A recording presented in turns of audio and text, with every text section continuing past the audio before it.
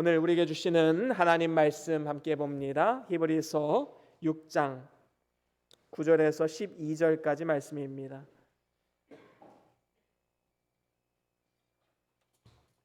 히브리서 6장 9절에서 12절까지 말씀, 우리 한 절씩 교독하고 마지막 절은 함께 합독합니다.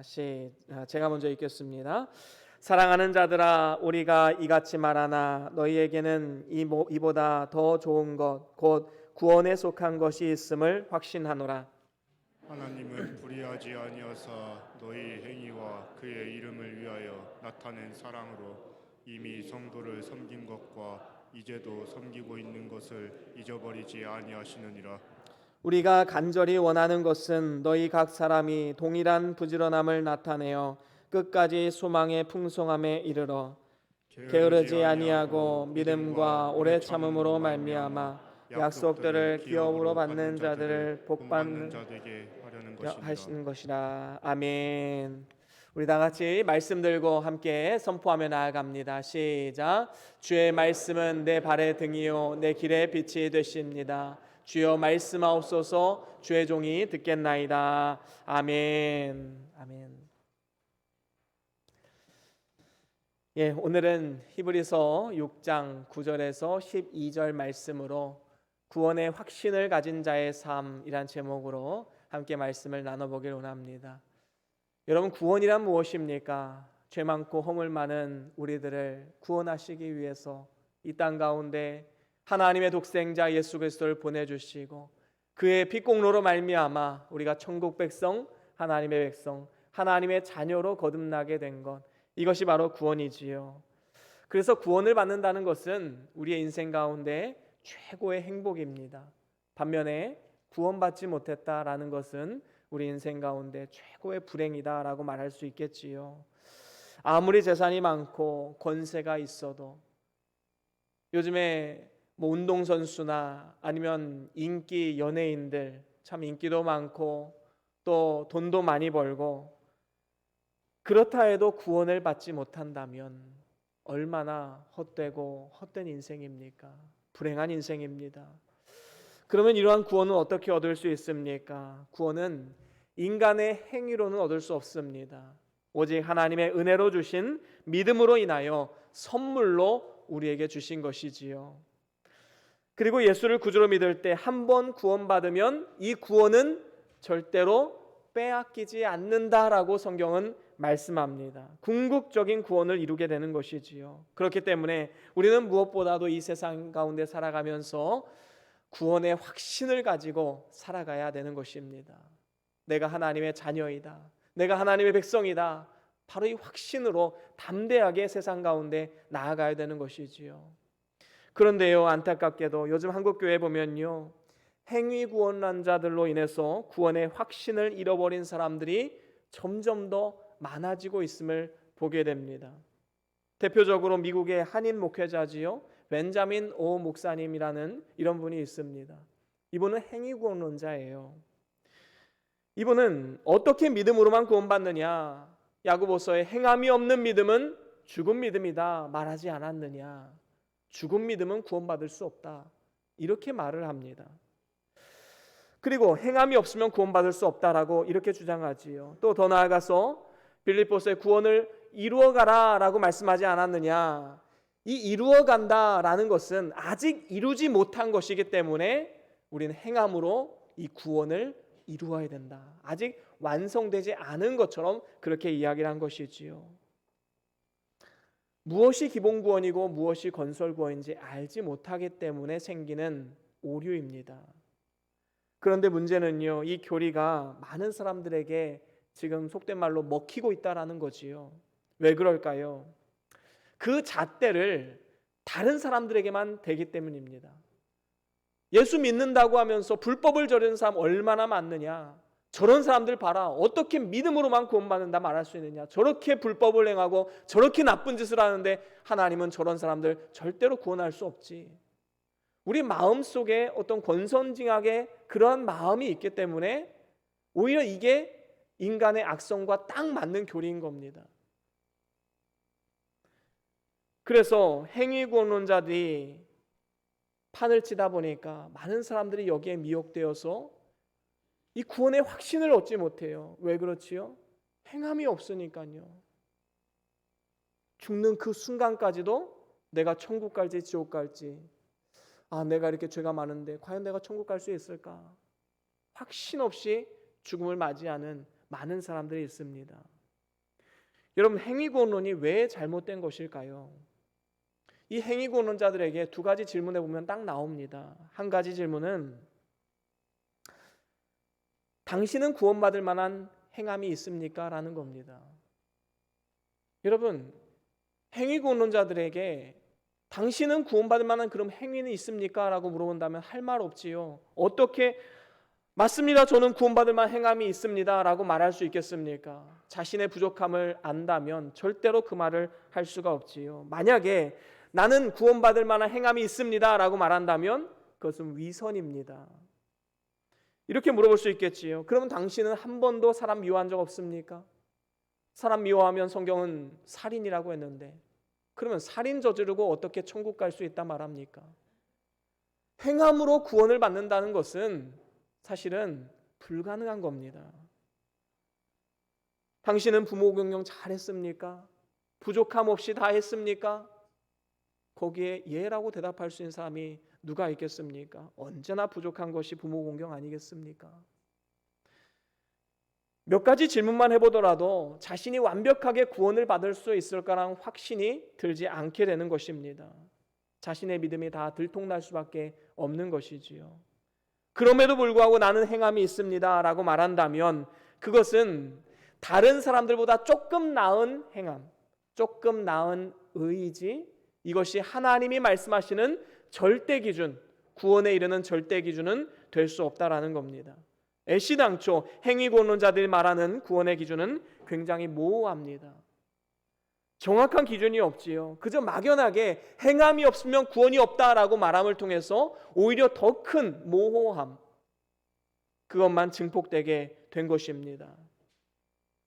여러분, 예수 그리스도의 피공로 외에 행함이 추가된다면 도대체 얼마만큼의 행함이 있어야 될까요? 일평생 착한 일 한 10만 번 정도 하면 될까요? 아니면 100만 번 정도 하면 될까요? 기준이 없습니다. 행함으로 구원받는다 말하면 기준이 없는 거예요. 아무리 선한 행위가 많아도 악한 마음 한 번 품으면 우리는 넘어질 수밖에 없는 겁니다. 그래서 행위구원론은 잘못된 것입니다. 이러한 믿음을 가지고 있으면 죽는 순간까지 구원의 확신이 없어요. 여러분, 살아가면서요, 내가 이렇게 살아서 내가 구원받을 수 있을까? 그런 생각 한 번이라도 해보신 적 있지요? 이게 행위구원론에서 나온 생각입니다. 여러분, 이제 그런 생각 갖지 마십시오. 하나님 우리를 선택하시면 하나님은 끝까지 우리의 구원을 책임지시고 우리를 인도하신다 약속하셨습니다. 그렇다고 회개할 필요가 없다는 걸 말하는 것이 아닙니다. 반드시 회개는 해야 합니다. 하지만 그 죄로 인해서 우리가 구원을 못 받는다라고 말할 수는 없다라는 것이지요.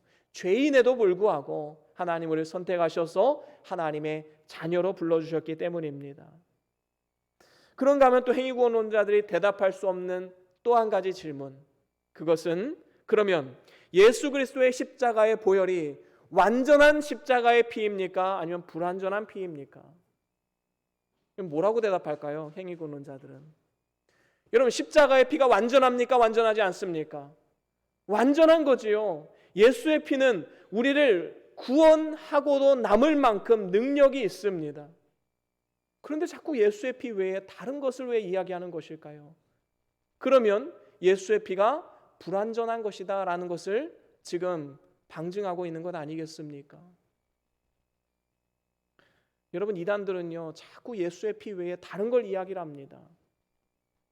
예수만 믿어서 되는 것이 아니고 안식일을 지켜야 구원을 받는다. 어디죠? 확실히 아셔야 돼요. 어디예요? 제7일 안식교, 예수 재림교, 분명한 사입 이단입니다. 왜 예수의 피 외에 다른 것을 자꾸 이야기를 합니까? 예수의 피, 예수만 믿어서 되는 것이 아니고 유월절 지켜야 된다. 어디예요? 여자 하나님 얘기하는데 여자 하나님 믿어야 된다고 얘기하는, 안상홍 증인회였고 지금은 하나님의 교회. 여기 내동 올라가는 그 길에도 있지요. 또 둔산동에 굉장히 크게 멋지게 지어놨지요. 하나님의 교회, 이단 사이비입니다. 예수의 피 외에 자꾸 다른 것을 이야기를 해요. 예수의 피, 예수만 믿어서 되는 것이 아니고 지금 이 시대의 구원자 이만희를 믿어야 된다. 어디예요? 신천지 예수 증거 장막 선전. 정확히 아셔야 됩니다. 사이비 이단이에요. 예수로만 만족하지 않고 행함도 있어야 된다. 어디예요? 행위구원론자, 율법주의, 분명한 사이비 이단입니다. 여러분 성경에 뭐라고 말씀했어요? 사도행전 4장 12절 말씀 우리 같이 한번 읽어볼까요? 사도행전 4장 12절 말씀 함께 읽어봅니다.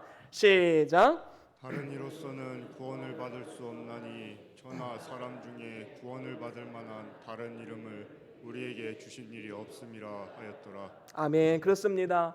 다른 이로서는 구원받을 수 없나니 천하 사람 중에 구원받을 만한 이름을 주셨다고요? 안 주셨다고요? 안 주셨어요. 여러분 예수 그리스도의 보혈의 피는 완전합니다. 그렇기 때문에 그 보혈의 피를 우리가 믿는다면 우리는 반드시 하나님이 구원하신다. 그 믿음을 가지고 살아가야 되는 겁니다. 이것만 알고 있으면 절대로 이단 사입에 빠지지 않습니다. 어리석은 일에 인생을 허비하지 않게 되는 것이지요. 오늘 본문 9절에도 보면요. 사랑하는 자들아 너희에게는 이보다 더 좋은 것. 여기서 이보다 더 좋은 것은 신약 성도들에게 주시는 축복이지요. 예수 그리스도의 핏공로로 인해서 구원을 선물로 받은 것을 의미합니다. 그러면서 이렇게 말씀합니다. 곧 구원에 속한 것이 있음을 확신하노라 말씀하고 있지요. 예수 그리스도를 통해서 구원의 확신을 가지고 담대히 나아가야 할 것을 지금 말씀하고 있는 것입니다. 구원의 확신이 있어야지만 마음에 구원의 즐거움이 있습니다. 여러분 늘 마음에 짐을 지고 왜 살아가십니까? 하나님은 이미 우리를 자유케 하셨고 구원의 즐거움을 주셨어요.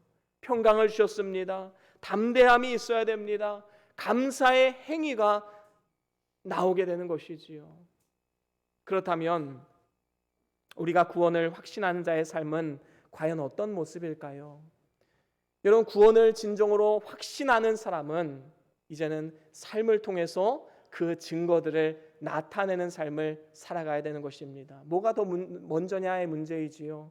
우리가 어떻게 살아야지만 구원받는 것이 아니라 구원받은 자이기 때문에 이렇게 살아라 라고 성경은 우리에게 말씀하고 있는 것입니다. 우리는 일평생 이 말씀에 순종하며 살아가야 되는 것이지요. 오늘 본문 말씀에 세 가지로 말씀하고 있음을 보게 됩니다. 구원의 확신을 가진 자의 삶, 첫 번째로는 사랑으로 사는 삶입니다. 여러분 진정으로 구원의 확신이 있다면 우리의 삶 가운데 사랑의 열매들이 나타나야 되는 거예요. 오늘 본문 10절에 보면 이렇게 말씀합니다. 하나님은 불의하지 아니하사 너희의 행위와 그의 이름을 위하여 나타낸 사랑으로, 여기서 사랑으로라는 말씀이 있지요. 우리의 구원의 동기는 하나님의 사랑입니다. 하나님은 독생자 예수 그리스도를 내어주심으로써 우리를 구원하셨고 또 그 사랑을 확증하셨습니다. 그 사랑이 동기가 되어서 그 사랑으로 성도를 섬긴 것과 이제도 섬기는 것을 하나님은 잊지 않으신다라고 말씀합니다. 그렇습니다. 하나님은 우리가 사랑으로 행하는 모든 일들을 다 기억하시고 영원한 상급으로 예비해 놓고 계심을 우린 기억해야 될 줄로 믿습니다. 특별히 이러한 사랑은요 하나님의 계명을 지키는 것으로 나타납니다. 제가 서두에 말씀드린 행위구원론자들이나 율법주의자들처럼 우리가 구원을 받기 위해서 계명을 지키는 것이 아니지요. 구원을 주셨기 때문에 우리가 구원 받았기 때문에 마땅히 계명을 지켜야 되는 것입니다. 우리는 구원을 은혜로 받았기 때문에 감사함으로 계명을 지키는 것이지요. 그렇기 때문에 이 계명은 우리에게 무거운 것이 될 수 없습니다. 여러분 만약에 이것을 지켜야지만 구원받는다라고 생각해 보세요. 일평생의 무거운 짐이 됩니다. 그런데 하나님 그렇게 하지 않으셨어요. 우리에게 구원을 주셨고 구원받은 자답게 지키며 나아가라. 그렇기 때문에 그 계명들은 우리에게 무겁지가 않습니다. 기쁨으로 그 길을 걸어갈 수가 있게 되는 것이지요. 그래서 주님께서 우리에게 명하신 가장 기본적인 계명이 무엇입니까? 마태복음 22장에 보면 나옵니다. 마태복음 22장 37절에서 40절까지 말씀 우리 같이 쭉 한번 읽어보겠습니다. 시작. 예수께서 이르시되 내 마음을 다하고 목숨을 다하고 뜻을 다하여 주 너의 하나님을 사랑하라 하셨으니 이것이 크고 첫째 되는 계명이요 둘째도 그와 같으니 내 이웃을 내 자신과 같이 사랑하라 하셨으니 이 두 계명이 온 율법과 선지자의 강령이니라. 아멘. 그렇습니다. 먼저는 하나님을 사랑하는 것, 그리고 그 다음으로는 이웃을 내 자신과 같이 사랑하는 것. 이 두 계명이 온 율법과 선지자의 강령이라 말씀하고 있습니다. 그렇습니다. 우리가 진정으로 구원받은 자라면, 구원의 확신이 있는 자라면 먼저 하나님을 마음과 목숨과 뜻을 다해 사랑해야 합니다. 우리가 하나님을 사랑하는 마음으로 주일 성수하고 11조 생활하고 주님의 몸된 교회를 섬기는 삶을 사는 것, 물론 우리가 그렇게 하지 않는다고 해서 구원을 못 받는 것은 아니지만 우리가 진정으로 구원의 은혜에 감사하다면, 그 은혜에 조금이나마 보답하기를 원한다면 마땅히 그 일들을 해야 되지 않겠습니까? 그래서 우리에게 맡겨주신 일들을 충성스럽게 감당하면 이 세상에서도 주님과 동행하는 기쁨과 평안과 만족 속에서 살아가게 되고 하늘나라에서도 상급을 받게 되는 것이지요. 구원은 은혜로 받고 상급은 말씀을 지킴으로 받게 되는 것입니다. 이렇게 하나님을 사랑하면 그 사람은 이제 어떻게 됩니까? 이웃사랑의 정신으로 이제 나아가게 되는 것이지요. 그래서 하나님 사랑과 이웃사랑은 절대로 뗄래야 뗄 수가 없어요. 하나님을 사랑하면 이웃을 사랑하게 되어 있고 이웃을 사랑함을 통해서 하나님을 사랑할 수 있게 되는 것입니다. 하나님을 사랑한다고 말하면서 형제를 미워하고 거짓말한다면 그것은 형제를 하나님을 사랑한다라고 말할 수가 없는 것이지요. 우리가 이웃을 사랑해야 할 이유가 무엇입니까? 내가 사랑하는 하나님이 그들을 또한 사랑하시고 그들 속에 하나님 약속이 있고 그들 속에 하나님의 형상이 있기 때문에 우리는 그 사람을 사랑해야 된다라는 것입니다. 또한 보혈과 말씀과 성령이 내주하시고 영원하신 하나님 그리고 천국의 복락을 함께 누릴 사람들이기 때문에 우리는 사람들을 사랑해야 되는 것입니다. 그래서 오늘 본문 말씀 10절에도 이렇게 말씀하지요. 너의 행위와 그의 이름을 위하여 나타낸 사랑으로 이미 성도를 섬긴 것과 이제도 섬기고 있는 것을 잊어버리지 아니하시느니라 말씀하고 있습니다. 하나님은 우리의 작은 것 하나까지도 기뻐하십니다. 기억하십니다. 상급 주기를 기뻐하시는 분이십니다. 소자에게 냉수 한 잔 주는 것도 결단코 상을 잃지 않을 것이다. 성경은 말씀하셨습니다. 여러분, 그래서 사랑하는 자녀들을 볼 때, 그리고 우리 주변에 있는 성도님들을 볼 때 그 외모나 성격으로 그 사람을 판단하지 마십시오. 그 안에 깃들어 있는 하나님의 형상, 하나님이 그 사람을 존귀하게 보기 때문에 나도 그 사람을 사랑하고 존귀하게 여긴다. 이 생각을 가지고 대해야 마땅하지 않겠습니까? 다윗은 이런 고백을 했어요. 시편 16편 3절 말씀 우리 함께 같이 읽어볼까요? 시편 16편 3절 말씀입니다. 시작. 땅에 있는 성도들은 존귀한 자들이니 나의 모든 즐거움이 그들에게 있도다. 아멘. 그렇습니다. 여러분, 다윗이 볼 때요, 땅에 있는 성도들이 얼마나 존귀한지요. 제가 여러분들을 볼 때 각자 한 사람 한 사람이 다 존귀하게 보여요. 왜냐하면 하나님이 그 안에 있고 함께 영생의 복락을 누릴 사람들이기 때문입니다. 얼마나 존귀합니까? 여러분, 믿지 않는 남편이라도 믿지 않는 아내라도 믿지 않는 자녀들이라도 그 사람의 하나님께서 역사하실 걸 기대하고 그 사람 안에 있는 성령 하나님을 바라보면서 예비 신자로서 존귀하게 여기십시오. 하나님께서 역사하시지 않겠습니까? 그렇습니다. 특별히 우리가 누군가를 사랑하는 방법은요, 그들의 잘못을 용서하는 거예요. 약점과 아픈 곳을 건드리지 말고 싸매어 주는 것입니다. 여러분, 미운 사람 떡 하나 더 준다, 이런 속담이 있지요. 여러분, 그런 식으로 사랑하라는 것을 성경이 가르쳐주고 있지 않습니다.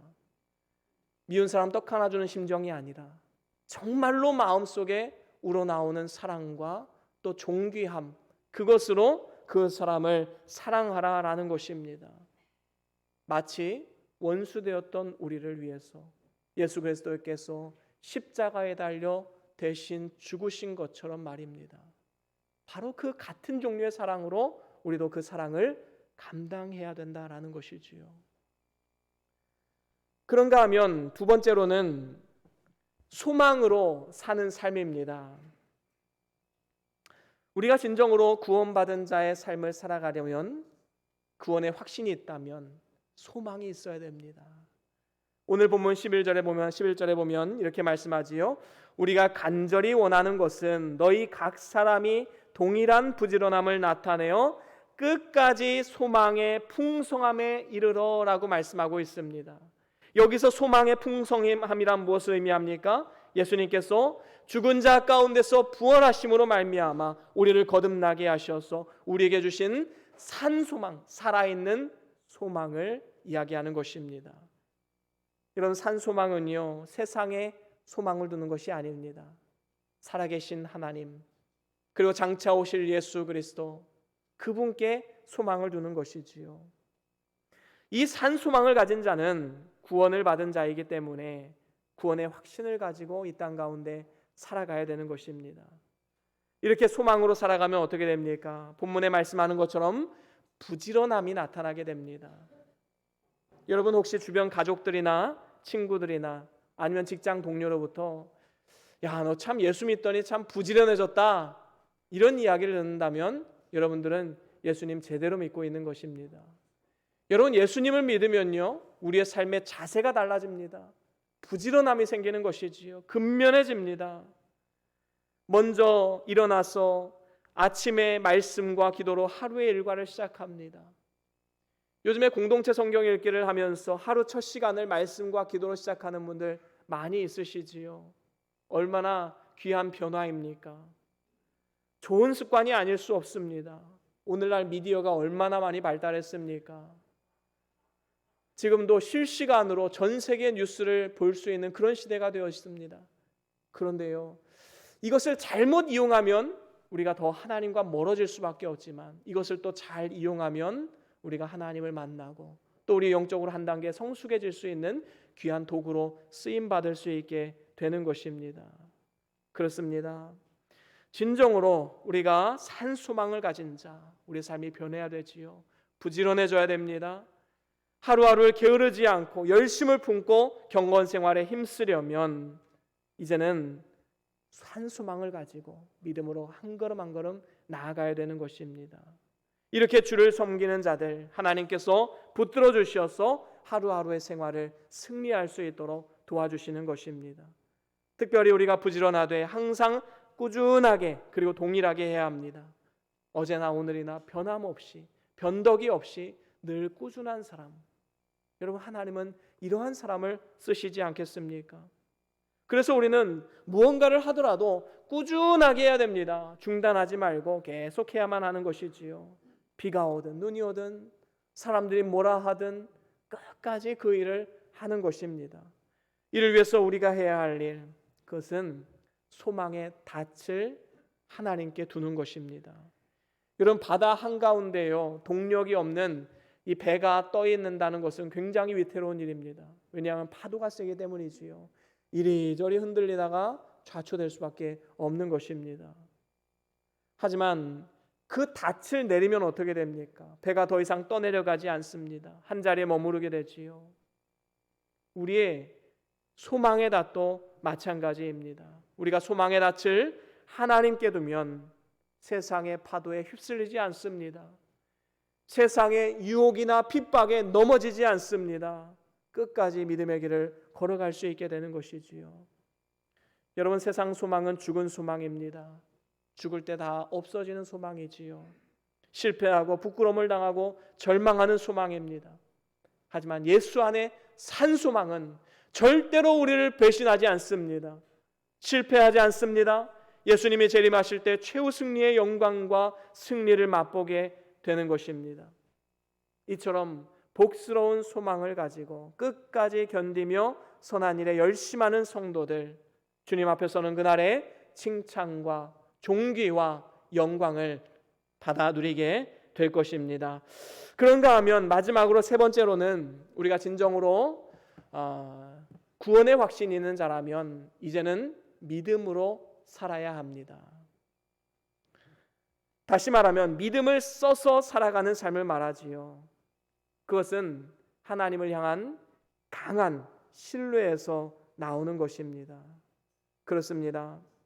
진정으로 구원의 확신을 가지고 있다면 삶의 방식으로서 하나님을 신뢰하는 믿음으로 살아가야 된다는 것이지요.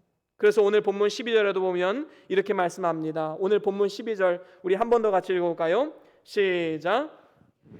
아니하고 믿음과 오래 참음으로 말미암아 약속들을 기업으로 받는 자들을 본받는 자들에게 하려는 것이니라. 아멘. 그렇습니다. 여기 보면 믿음이라는 말씀이 나오는데 그 믿음은 예수를 주라 고백해서 구원을 얻게 하는 믿음을 말합니다. 그렇습니다. 믿음으로 구원을 받은 사람은 이제는 믿음으로 살아가야 됩니다. 이 앞의 믿음과 뒤의 믿음은 그 개념이 약간 달라요. 우리가 믿음으로 구원을 받았다면 여기서 믿음은 예수를 주라 믿는 믿음이지요. 이제는 어떻게 해야 돼요? 믿음으로 살아갑니다. 그 믿음이 이제 동력이 되는 거예요. 그 믿음을 써서 살아가는 것입니다. 여러분 이게 얼마나 아름다운 삶입니까? 여러분 그래서 우리가 참 믿음이 없어서 내가 하지 못했습니다. 내가 참 부족한 사람입니다. 믿음이 없습니다. 이렇게 말할 때 믿음은요 예수를 구주로 믿는 믿음이 아니에요. 여러분 그 믿음 없으면 우리는 구원받지 못합니다.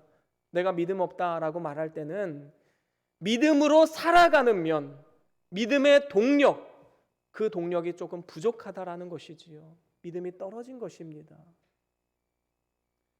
그래서 우리가 진정으로 믿음으로 산다는 것은 우리가 이 땅 가운데 하나님을 향한 신뢰를 가지고 그 믿음을 써가면서 살아간다라는 것이지요. 그래서 우리는 매 주일마다 매 예배 때마다 나와서 하나님 말씀을 통해 영의 양식을 공급받아야 돼요. 그래야지 또 믿음으로 살아갈 수가 있는 것입니다. 그렇다면 우리가 믿음으로 산다는 것은 구체적으로 무엇을 의미하는 것일까요? 오늘 말씀해 보니까 게으르지 않는 것, 오래 참는 것을 말합니다. 여러분 농부는요 봄에 파종을 하면 가을에 귀한 열매를 맺을 것이라는 믿음이 있어요. 그러면 그 믿음은 어떻게 해요? 삶 가운데 영향을 미칩니다. 오늘 당장 파종을 하고 이거를 가꾸는 일을 하게 되는 것이지요.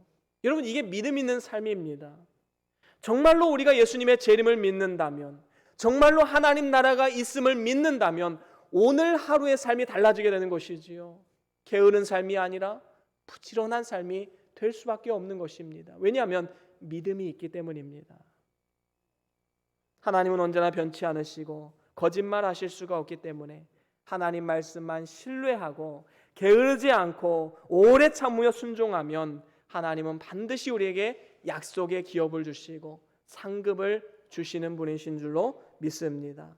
그런가 하면 또한 믿음으로 산다는 것은 믿음의 선배들을 본받는 삶을 말합니다. 12절 하반절에 보니까 믿음으로 사는 자는 약속의 기업으로 받는 자들을 본받는 자 되어야 함을 말씀하고 있지요. 그렇습니다. 약속의 기업으로 받는 자들을 본받는 자, 우리의 믿음의 선진들, 믿음의 선배들을 본받아야 함을 말씀하고 있습니다. 히브리서 13장 7절에 보면 이런 말씀이 있지요. 함께 같이 읽어볼까요? 히브리서 13장 7절입니다. 함께 읽어봅니다. 시작. 하나님의 말씀을 너희에게 일러주고 너희를 인도하던 자들을 생각하며 그들의 행실의 결말을 주의하여 보고 그들의 믿음을 본받으라. 아멘. 그렇습니다. 너희를 인도하던 자들을 생각하라. 그들의 행실의 결말을 주의하여 보고 그들의 믿음을 본받으라. 여러분 성경에 보세요. 수많은 믿음의 인물들, 그들의 결말과 그들의 삶을 보십시오. 그리고 그들의 믿음을 우리는 본받아야 됩니다. 히브리서 11장은 믿음장이지요. 그 믿음의 선진들의 이름이 쭉 나열되어 있습니다. 노아의 믿음, 아브라함의 믿음, 모세의 믿음, 바울의 믿음, 우리가 본받아야 할 그 믿음이 아니겠습니까? 우리는 더 나아가서 주를 위해 헌신하고 목숨 버려가면서까지 복음을 전했던 역사 속에 수많은 죽어갔던 순교자들, 그분들을 우리는 본받아야 되는 것입니다. 이들의 믿음은 한결같이 믿음의 눈을 들어서 하나님의 약속을 바라보며 모든 시험과 환난에서 승리했을 뿐만 아니라 하나님 나라의 영광을 바라보며 사는 믿음이었습니다. 우리가 이러한 믿음을 본받으면 영원한 영광에 참여할 수 있게 되는 것이지요. 이제 말씀을 마무리합니다. 고린도전서 13장 13절에 보면요, 믿음, 소망, 사랑은 영원할 것이다 라고 분명히 말씀하고 있습니다. 우리가 진정으로 구원의 확신이 있는 자라면 믿음과 소망과 사랑은 우리의 삶의 이유요 또 목적이 되어야 될 줄로 믿습니다. 예수 믿었다고, 이제 나 구원받았다고, 이제 막 살아도 된다, 죄 마음껏 지어도 난 구원받는다, 이건 구원파입니다. 우리는 절대로 그렇지 않아요. 예수님을 믿었다면, 이제 참 자유함을 누렸다면, 이제 스스로 하나님의 종이 되어서, 그리스도의 종이 되어서 믿음 생활을 해야 되는 것입니다.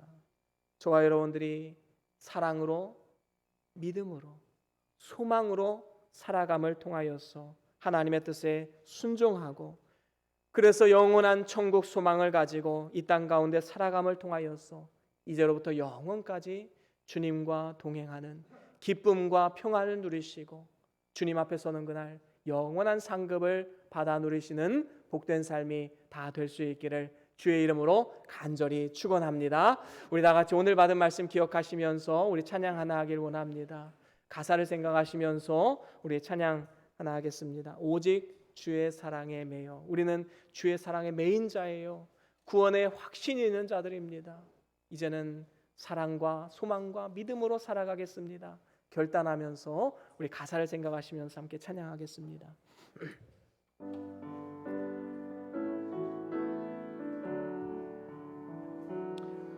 오직 주의 사랑에 매여 내 영 기뻐 노래합니다. 이 소망의 언덕 기쁨의 땅에서 주께 사랑들이, 우리 다시 한 번만 고백할까요? 오직 주의 사랑에, 오직 주의 사랑에 내 영 기뻐 노래합니다. 영 기뻐 노래합니다.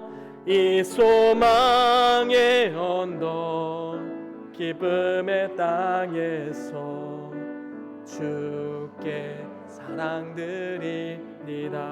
오직 주의 임재 안에, 오직 주의 임재 안에 갇혀 내 영 기뻐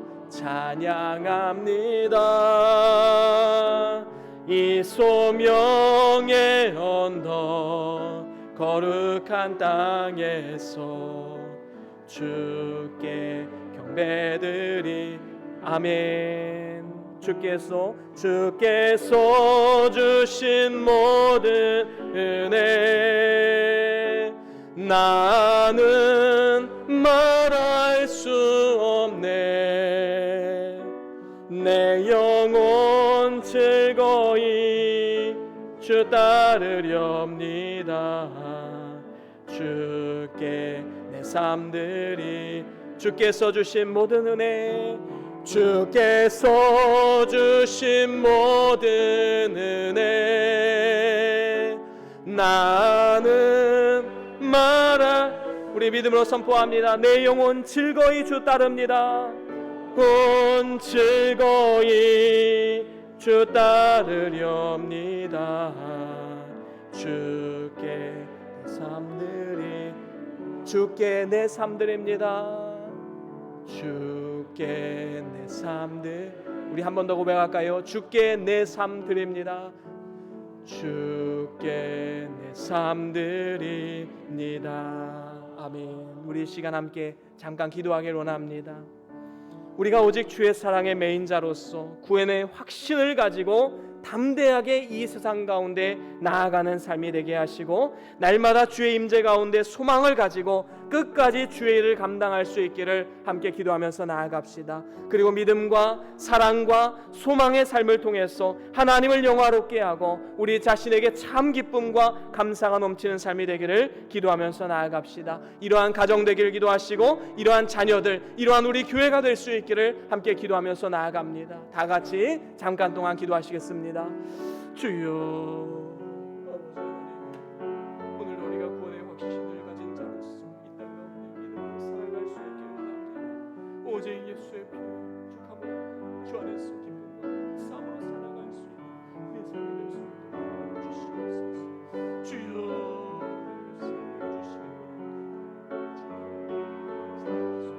주시옵소서. 주님의 사랑을 강건하여서 믿음의 길을 걸어갈 수 있도록 주여,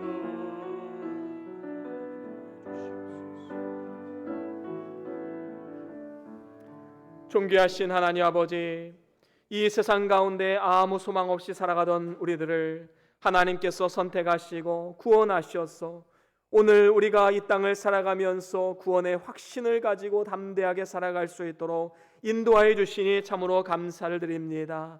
이제 주님의 사랑에 매여서 늘 기뻐하며 감사하는 삶이 되어지게 하시고, 주의 임재 가운데 늘 찬양하며 주의 사명을 감당할 수 있도록 은혜를 내려 주시옵소서. 믿음과 사랑과 소망의 삶을 통하여서 하나님께는 영광이 되고, 심겨진 그 자리에서 우리의 가족들과 이웃들을 축복하는 복의 도구로 쓰임받을 수 있도록 은혜 위에 은혜를 더하여 주시옵소서. 이 모든 말씀 우리 주 예수 그리스도의 이름으로 간절히 기도드리옵나이다.